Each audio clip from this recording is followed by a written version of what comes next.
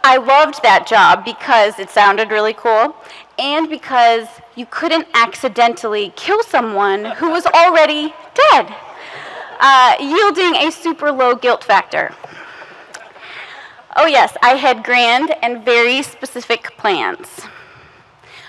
But once I actually jumped in, AKA heading to Missouri, which was far away, meeting my rather interesting roommate, and realizing everyone wanted to be a doctor and wouldn't stop talking about it, etc., the theoretical aspects of my plans hit me like a ton of bricks.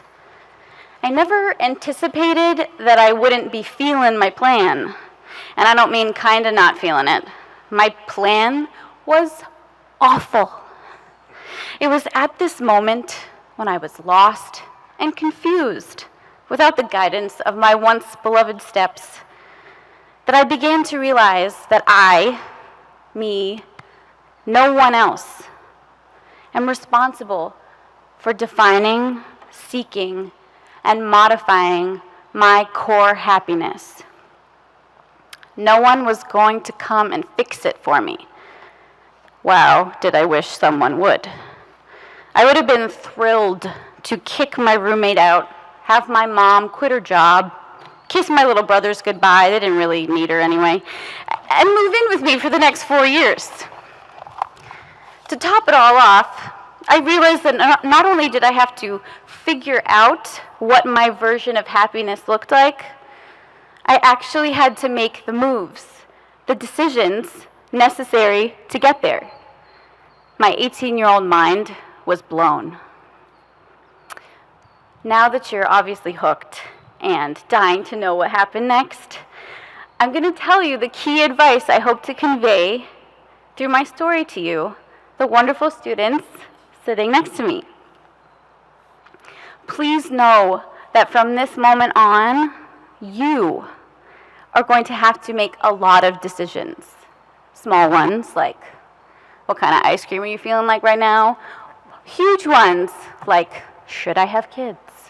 Go to grad school? Yes, no? And I encourage you to hold these decisions up to your core, your gut, your values, what you feel deep down, and pick the option that feels right, feels aligned, or my favorite, feels parallel. Yes, your core feelings will change with time, but all you can do is be true to who you are at each moment. So, how did I adjust my plans to seek my own core happiness? And how has my definition of core happiness evolved?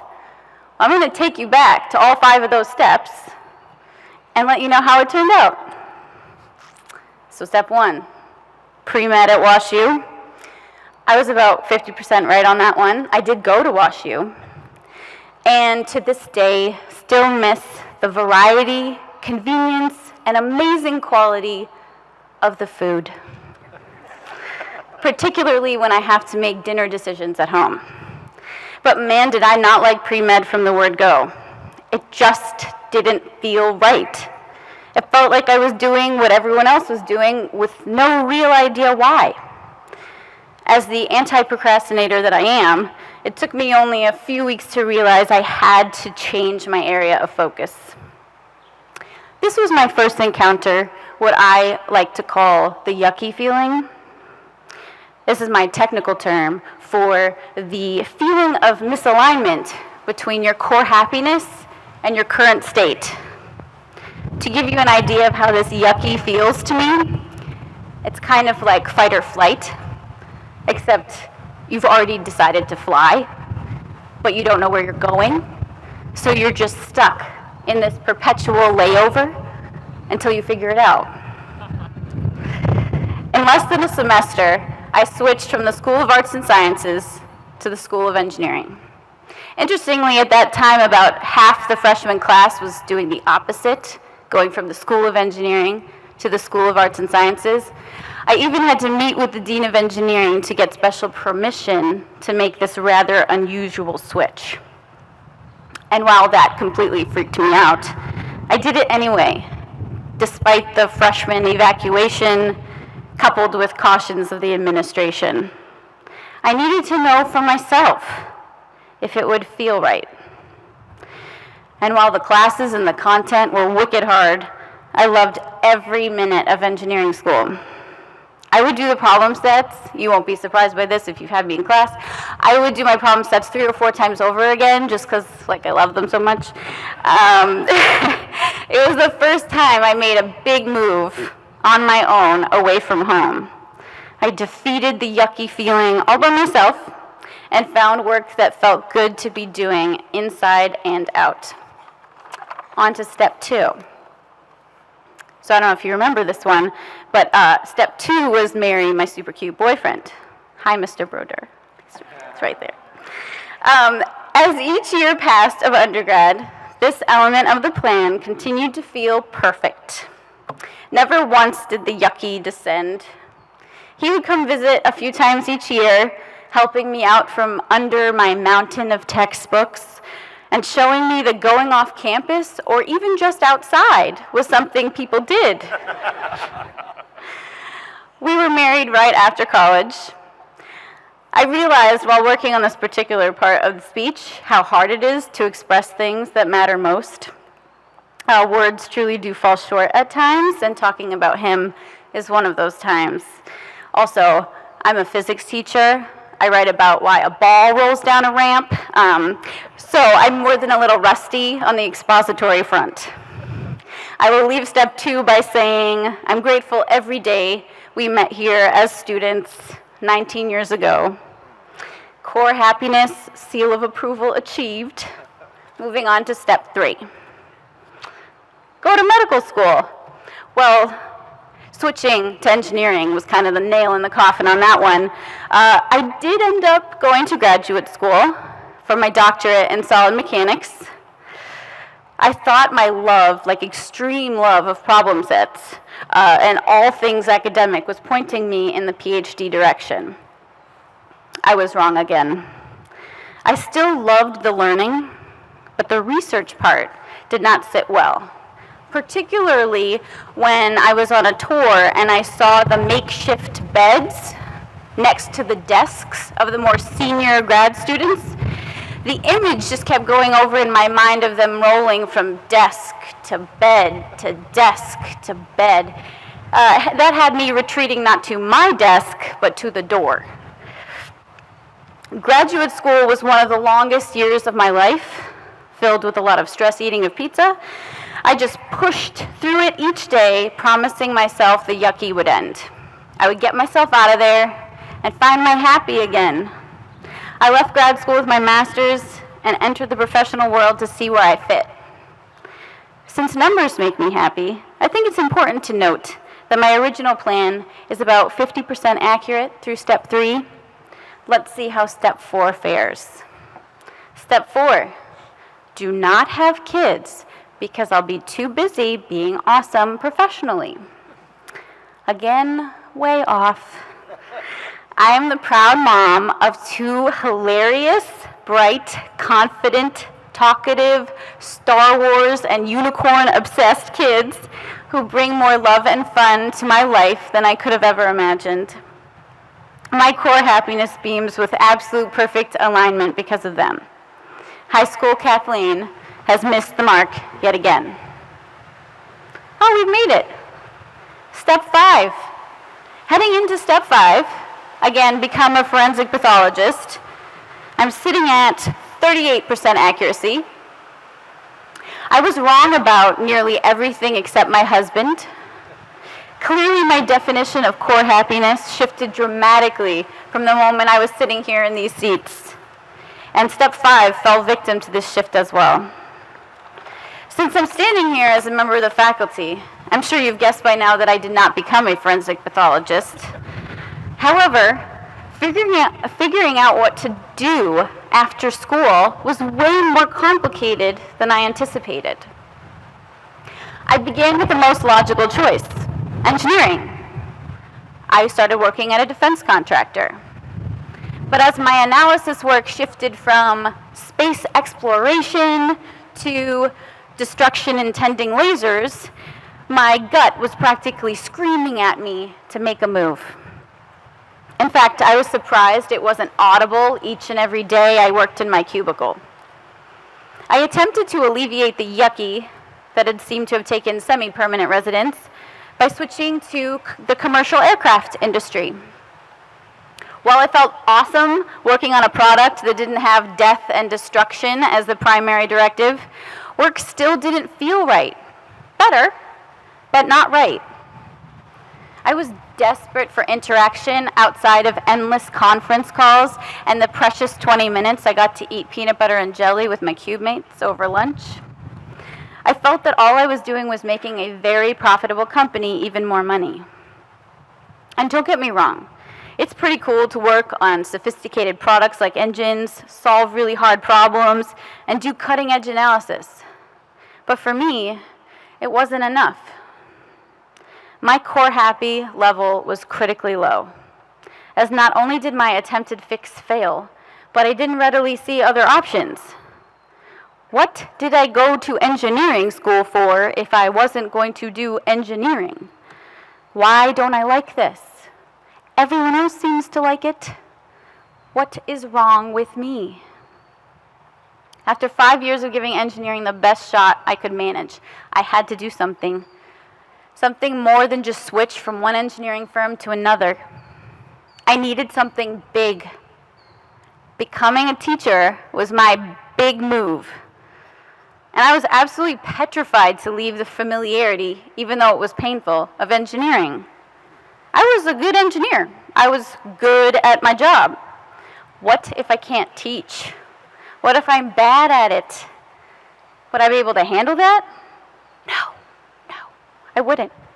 But the second I made the jump, it was as if all the tension and stress I'd been carrying for years melted away. I felt physically, mentally, and emotionally lighter. And my blood pressure actually returned to normal, which was nice. While monetarily speaking, this was an absolutely questionable move. In every other possible way, teaching was my missing piece to my core happiness puzzle. Personally, with my husband and my kiddos, I was rocking it. But professionally, I didn't have it until I became a teacher and got to work with students, with you. Each of you, whether I've had the pleasure to teach you or simply see you around campus, is why teaching is my happy. Whiteboarding with you makes me happy, and not just because I love how whiteboards smell. Listening to your stories, events of the day, or future plans makes me happy. Your often rather creative applications of Newton's laws makes me happy. It even makes me happy when you try to convince me that Macs are better than PCs, or that every robotics event should be catered, or that class should end early so you can go grab food. Okay, I don't actually like the last one though. Watching you grow and learn makes me happy. You make this the best job in the world. There we have it.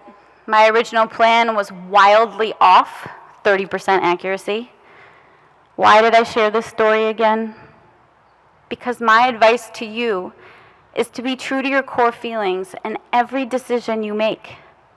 Doing this has led me to completely unexpected, yet very familiar, places, and to the happiest state I've ever known, with a family I love and a job that keeps me excited and inspired. My path was messy and occasionally awful, but I wouldn't change it because it got me here. I'm confident that if you do the same, align your choices, all the good things will follow. And don't forget, everyone you meet or see in the days and years ahead is doing this whole seeking happy thing. Some are actively and consciously doing it, whereas others are more passive.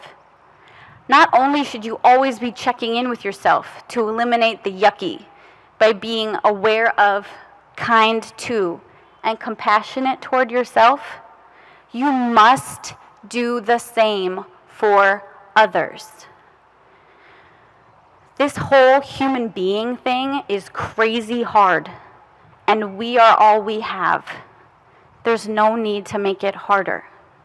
So be kind to yourself and be kind to others as you work toward finding your happy.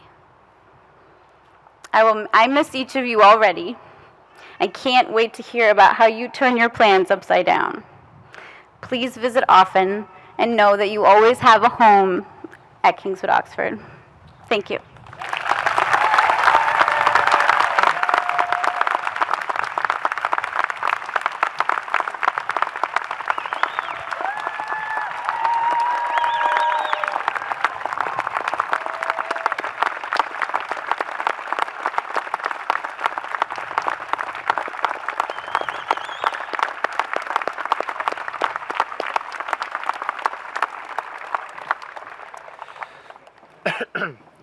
Mr. Santo, I have to tell you that's one of the best commencement speeches I've heard, and I've heard a lot over the years. We are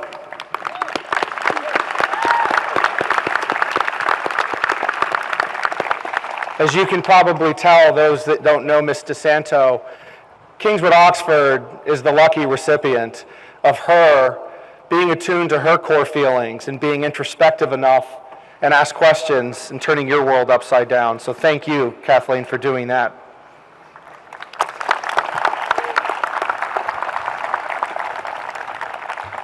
All right, now wipe the tears away, because right now is a wonderful moment in this ceremony. I'd like to invite Miss McKee up to the stage they're already clapping. To assist in the presentation of diplomas.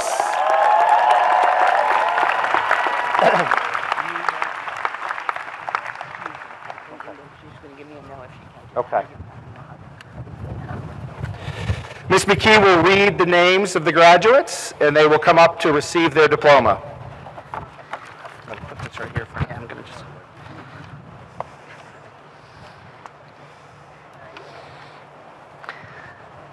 Ananya Reed Shah Aline.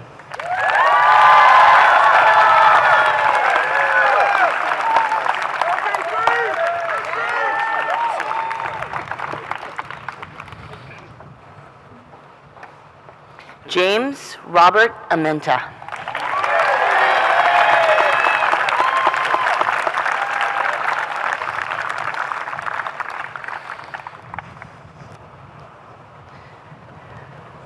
Michael Robert Aronson.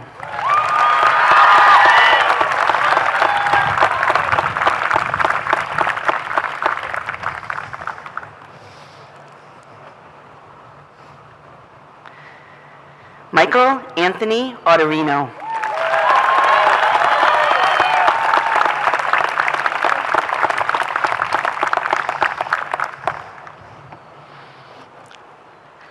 Molly Lee Barron.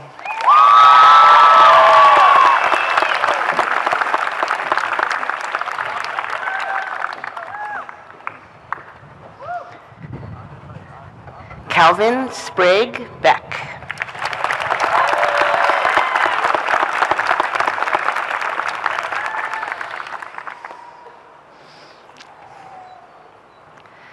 Camilla Jude Berkemeyer.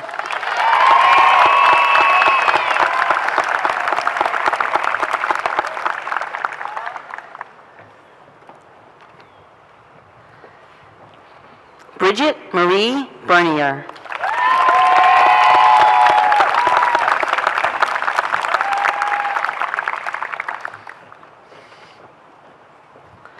Thomas Gregory Betts.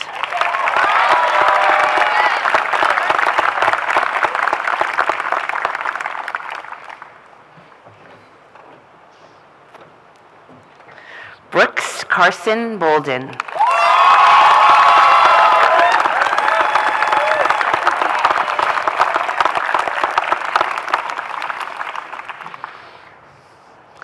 Kevin Palmer Boley.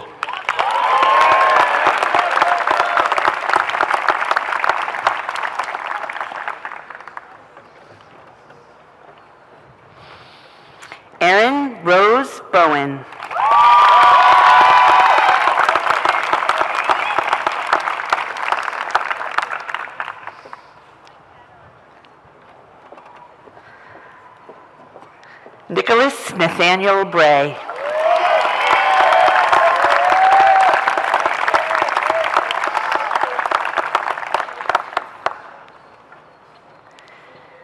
Catherine Fenton Bro.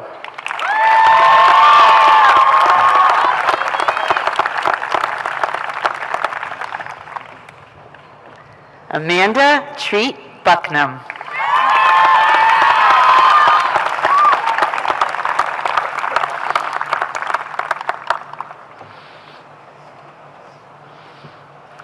Daniel Gavigan Carroll.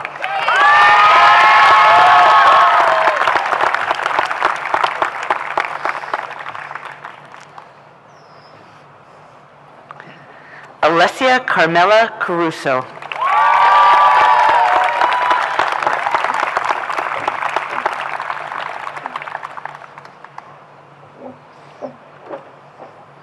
Jack Douglas Cavo.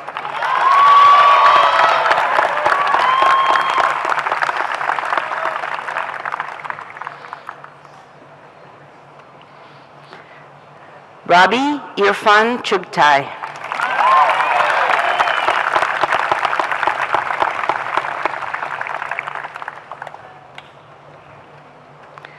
Sean Matthew Clifford.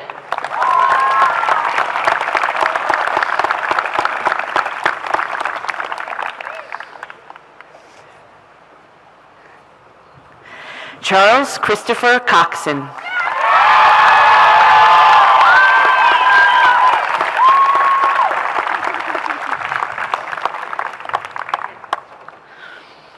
Olivia Eve Coxon.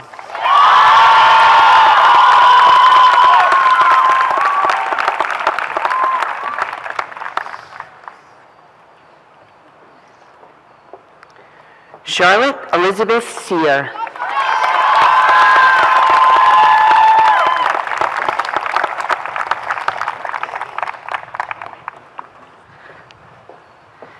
Desiree Lynn Davis.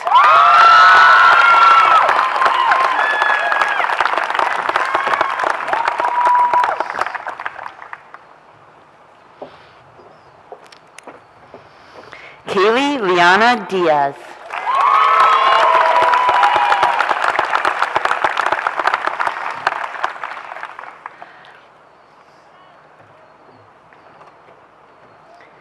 Jacqueline Pilar Dugan.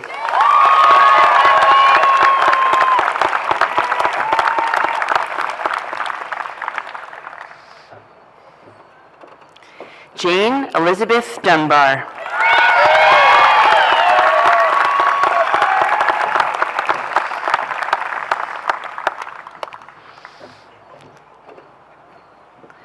Jonathan Yuchen Fu.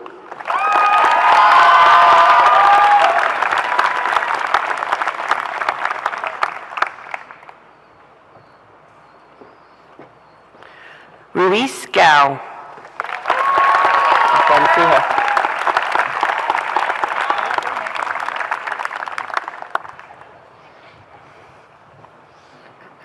Catherine Michelson.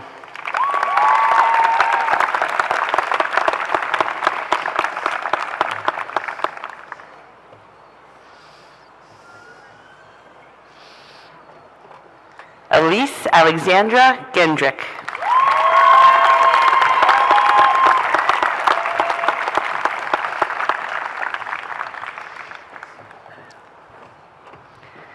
Nicole Lynn Jenga.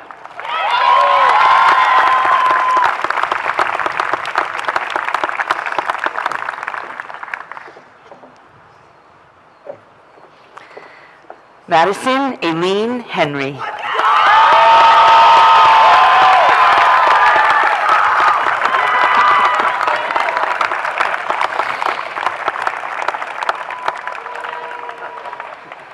Talitha X. Holcomb.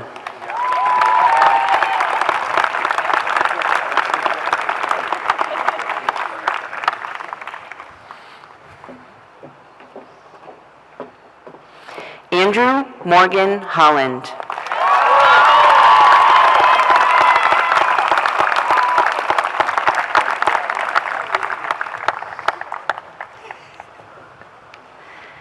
Stephen Christopher Howard, Jr.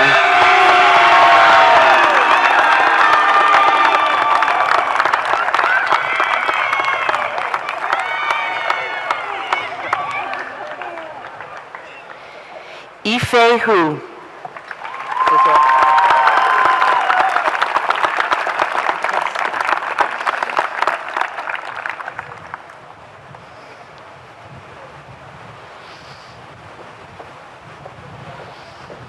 Harris Christian Jacobson.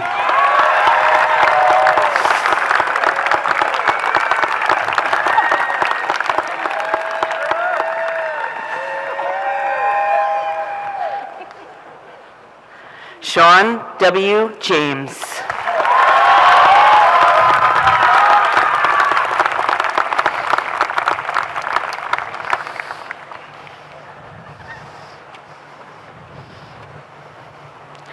Sydney Kiara Jett.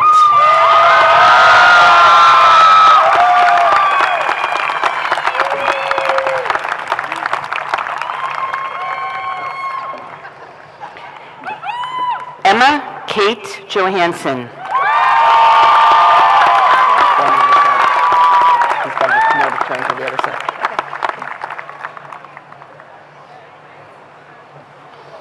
Jack Henry Johnson.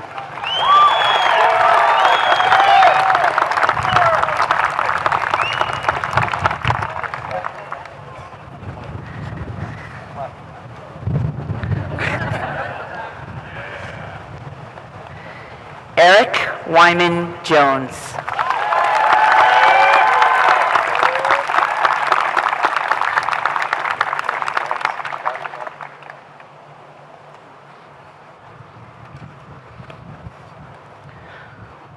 Coltrane Dejan Joseph.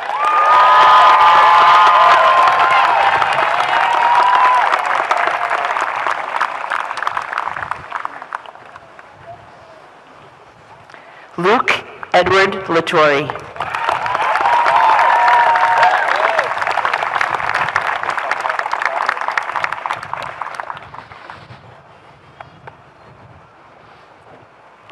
Tong Lei.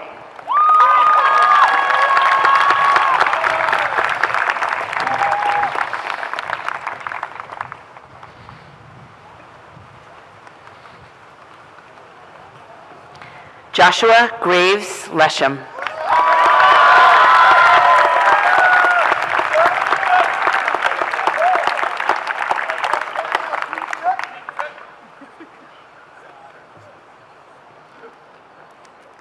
Hylan Liu.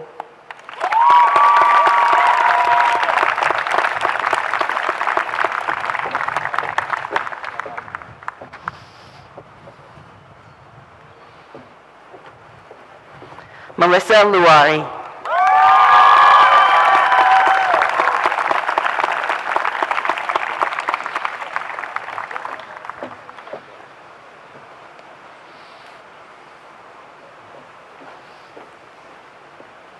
Samuel Finn Mazo.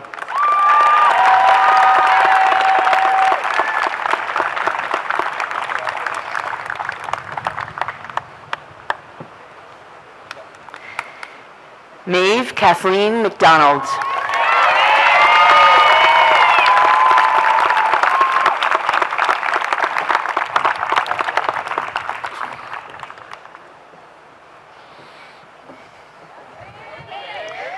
Allison Paige Meisels.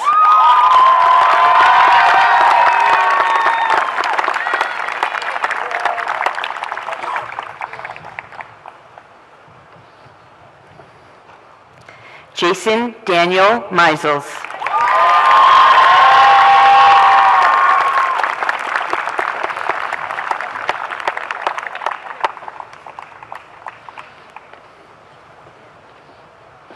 Ethan R. Minor.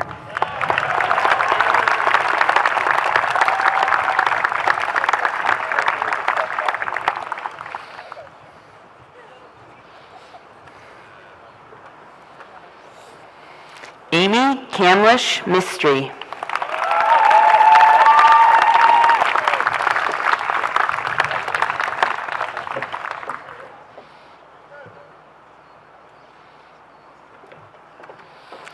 Evan Mitchell Moore.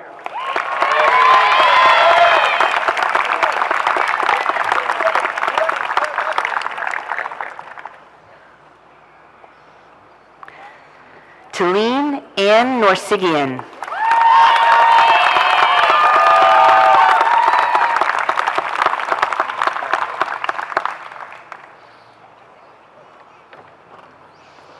Connor Michael Patnod.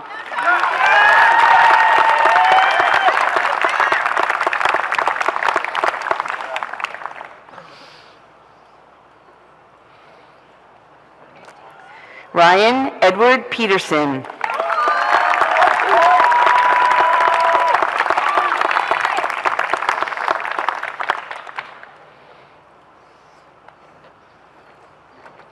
Claudia Tate Helen Petrie.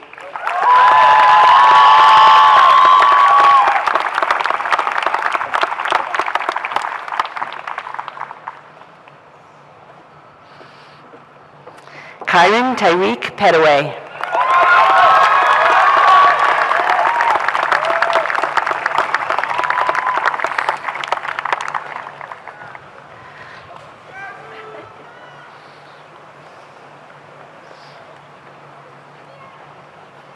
Mackenzie Sarah Peel.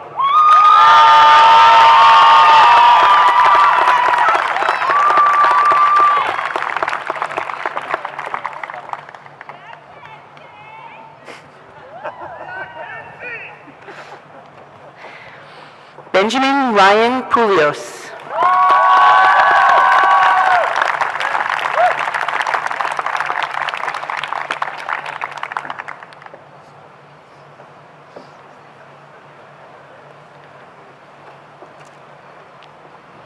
Yasin Key.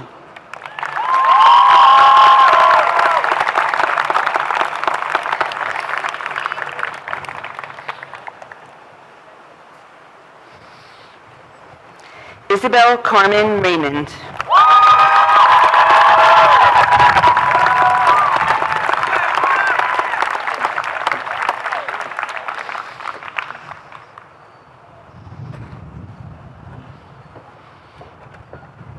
Luke Henry Riemann.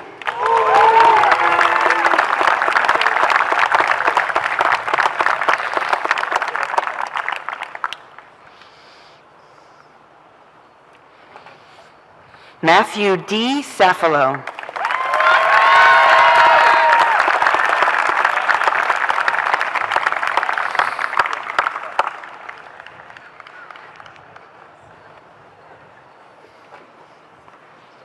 Ayla Jean Schumann.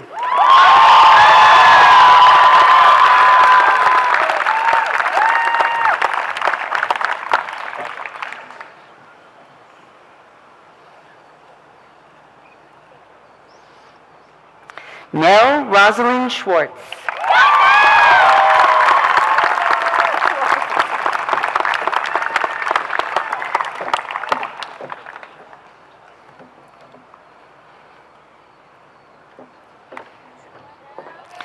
Mia Sarah Seymour.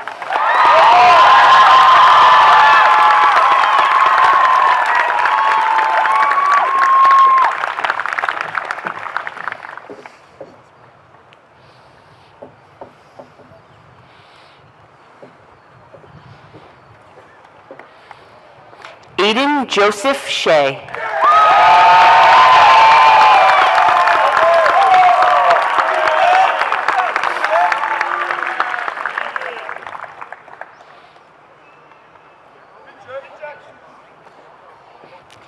Janvi Sikand.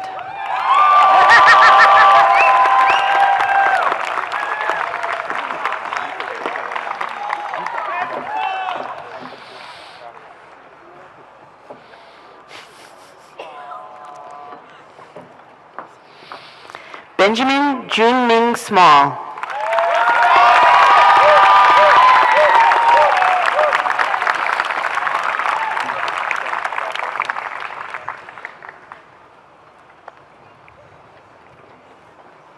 Adam Eric Sontag.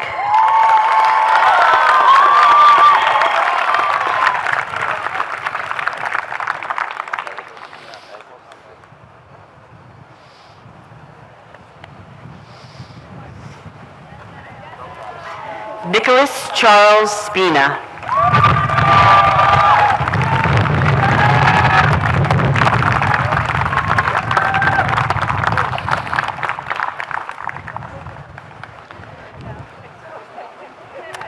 Avery Taylor Sutton.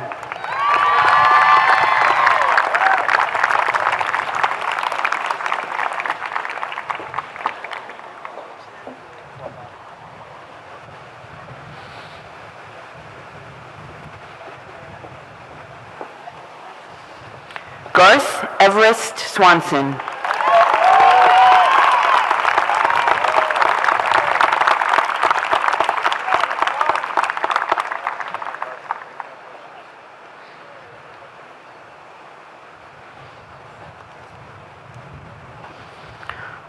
Wan Shu Tsa.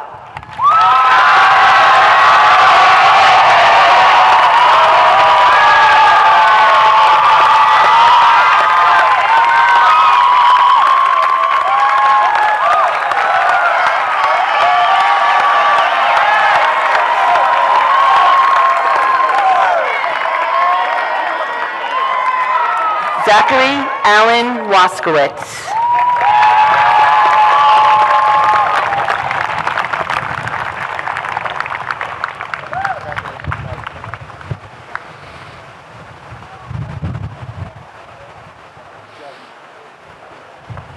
Ellis Reeves Winfrey.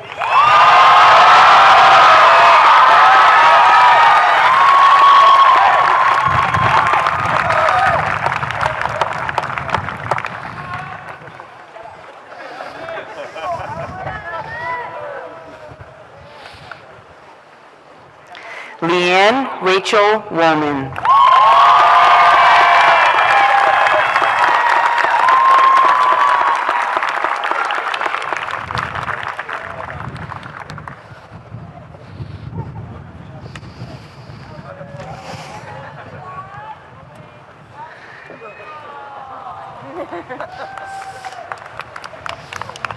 Chang Yuen.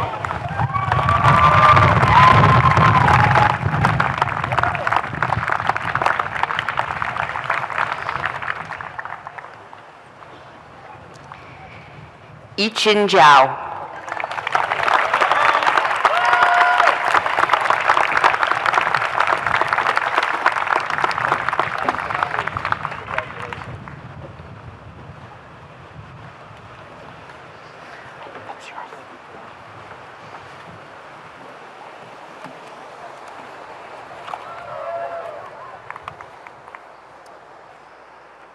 Ladies and gentlemen, please join me in congratulating the great class of 2019.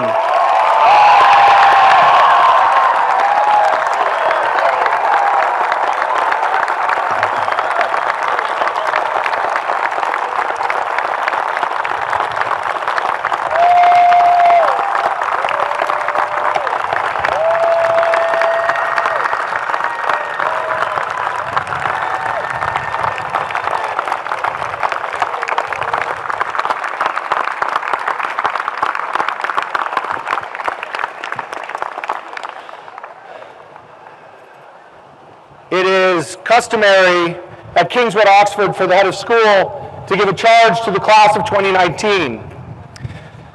And I will try to do that now. You have worked so hard and it has paid off. You have risen to the various challenges that were presented to you, and you have taken risks, both intellectual and personal, some of which were worth it and made you better. Others were not, and perhaps created a hole that you had to dig yourself out of. But you learned from these and you grew in both scholarship and character.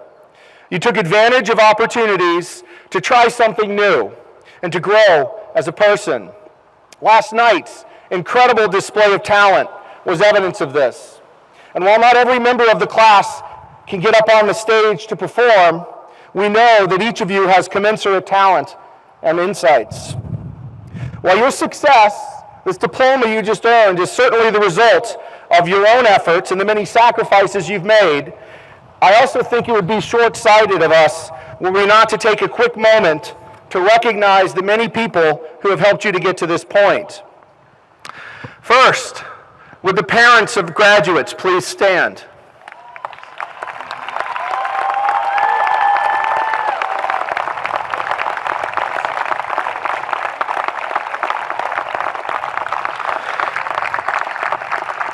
Parents, thank you for entrusting us in this awesome and noble task of educating your children.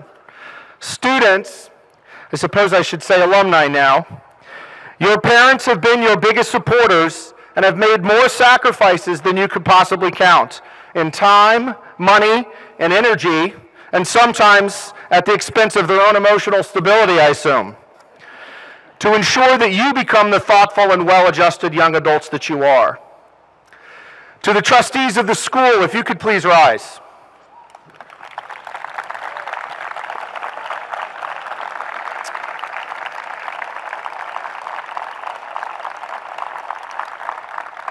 We owe a great debt of gratitude to the Board of Trustees of Kingswood Oxford School. Though you do not have the great privilege that we have of interacting with these incredible kids on a daily basis, we as a school would not exist without you. Your dedication to the mission of Kingswood Oxford, your tireless commitment, your time, your philanthropy, and your wisdom have also made it possible for this incredible class to become graduates of this wonderful school. So thank you, trustees.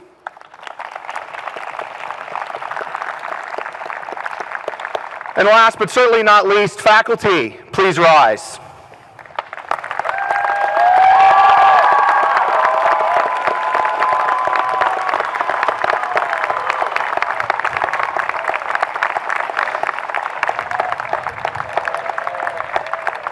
Where would we be without the faculty and staff of this incredible school? A group of talented and caring adults who brought you into their lives, shared their passions with you, challenged you, cared for you, laughed with you, at times cried with you, and helped you dig out of those holes that you sometimes dug for yourselves. Please join me in thanking this talented and committed faculty.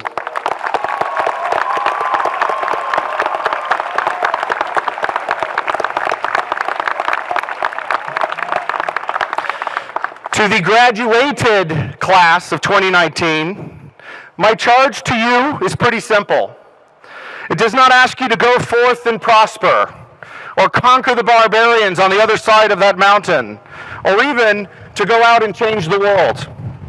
My charge to you is to slow down, to breathe, to take care of yourself, and to pursue happiness, as Ms. Santo suggested. As Ferris Bueller said in his very famous day off, life moves pretty fast. If you don't stop and look around every once in a while, you could miss it. Don't miss it. In the coming years, you will be pushed and pulled in one direction or another. You will face challenges and stressors in your life, in college, and in your job. You will feel the pressure to be successful, to achieve someone else's version of success. Your ability to enjoy the journey and manage trying times will be far easier if you're enjoying the moment and not putting too much pressure on yourself as you travel. One of my favorite bands from the 1980s, the Talking Heads, which probably a lot of you don't know, I don't know, but they warn us in their famous song, Once in a Lifetime, about a looming existential conflict. And you may find yourself behind the wheel of a large automobile. And you may find yourself in a beautiful house with a beautiful wife. And you may ask yourself, how did I get here? The singer David Byrne suggests that he reached the pinnacle but lost sight of how he got there. You have all been prepared to get there by Kingswood Oxford. I will not be surprised if some of you start your own businesses or perform on Broadway.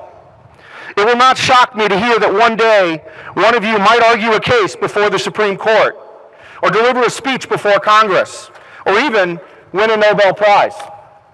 Others may not quite achieve those lofty heights, but you may still find yourself behind the wheel of a large automobile with a beautiful house and a beautiful spouse. But you may get there only to find that you are not happy, that you are not fulfilled. So please remember that real happiness comes from healthy relationships, meaningful work, and often in service to others. As you find your way in this world, don't lose sight of how you get there.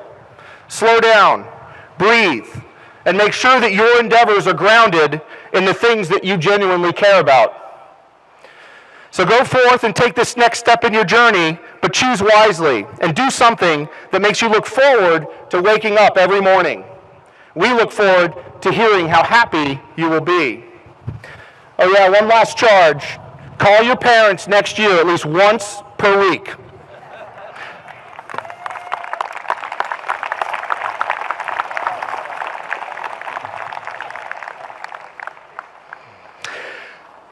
We are about to close, but I'd like to thank the musicians, the buildings and grounds crew. I'd like to thank Carolyn McKee for everything that she's done this year as the interim head of upper school, in addition to handing out the diplomas.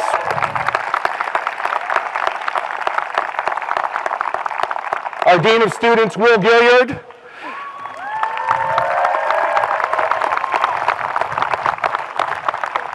Our sixth form Dean, Ron Garcia, also old guy as we now call him.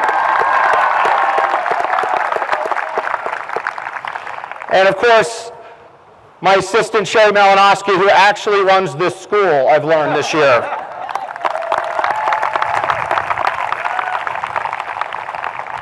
So I'd like to invite Mr. Kife to the stage for the farewell message.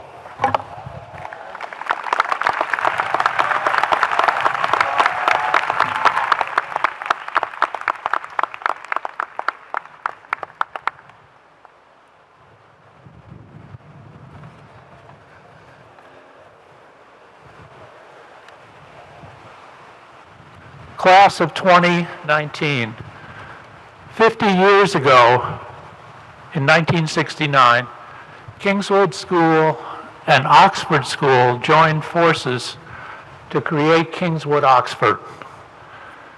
With this milestone in mind, I leave you with inspiration from two gifted and visionary leaders in our school's distinguished history. When Oxford's second headmistress, Ruth Guernsey, died in 1937 at the age of 45, a plaque was placed at Oxford School commemorating her spirit. It read, "She led us to high places." 10 years later, when Kingswood's founder, George Nicholson, died, a plaque honoring him was placed at the entrance to this campus, right over there, inscribed with his favorite quotation from Walt Whitman: "Thanks for beings, groups, love, deeds, words, and books." I hope that your Kingswood Oxford education will lead each of you to the high places inspired by Miss Guernsey, and that you will always cherish the many treasures of life that Mr. Nicholson so loved. Farewell and Godspeed.